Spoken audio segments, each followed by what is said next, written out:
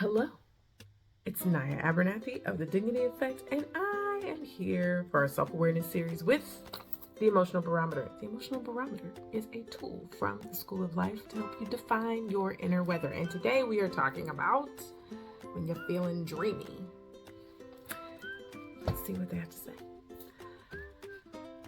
It's the sort of mood in which we might spend a lot of time staring out the window, apparently doing nothing, but in fact, working a lot of things out. We tend to reproach ourselves for staring dreamily into the middle distance. We are supposed to be working or studying or ticking things off our to-do list. It can seem almost the definition of wasted time. But the point of being in a dreamily observant mood is, paradoxically, not to find out what is going on outside. It is rather an exercise in discovering the contents of our own minds.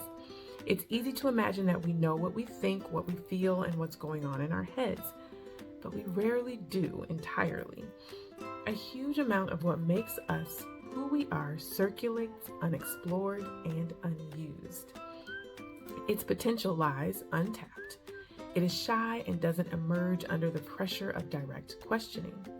If we do it right, daydreaming offers a way for us to listen out for the quieter suggestions and perspectives of our deeper selves.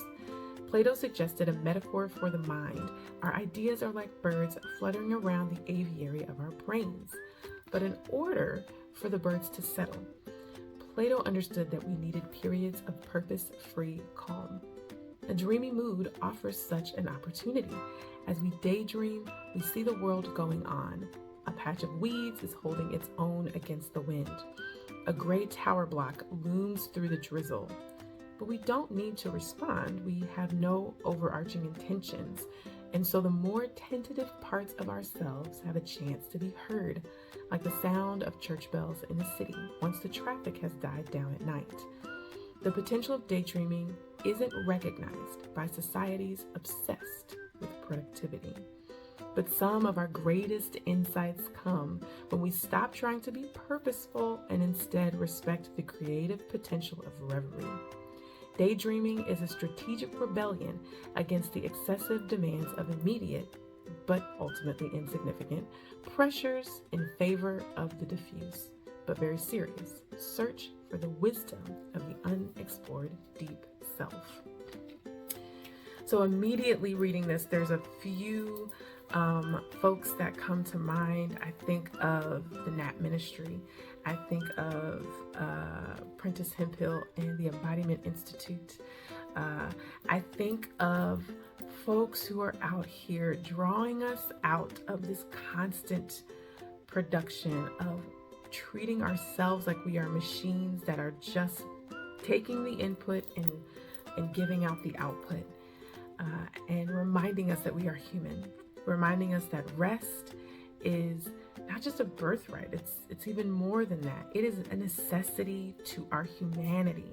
When we don't rest, when we don't give ourselves space to be dreamy, then we are disconnected from who we are. And this dreaminess, this kind of being in a space where we allow the quieter parts of ourselves to come up, is a huge part of us learning what it means to be embodied, accepting who we are as individuals and how things affect us, and really considering who we want to be and how we want to show up in our community and in our societies and in our greater world.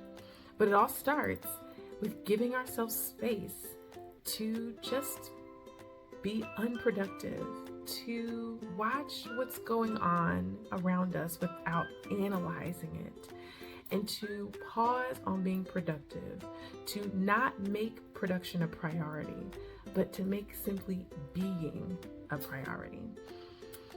So I hope you find some time. No, I hope you make some time for your mind, for your heart and your soul to just dream, to just be, and see what comes up in you. And I'll see you in the next video on the self-awareness series.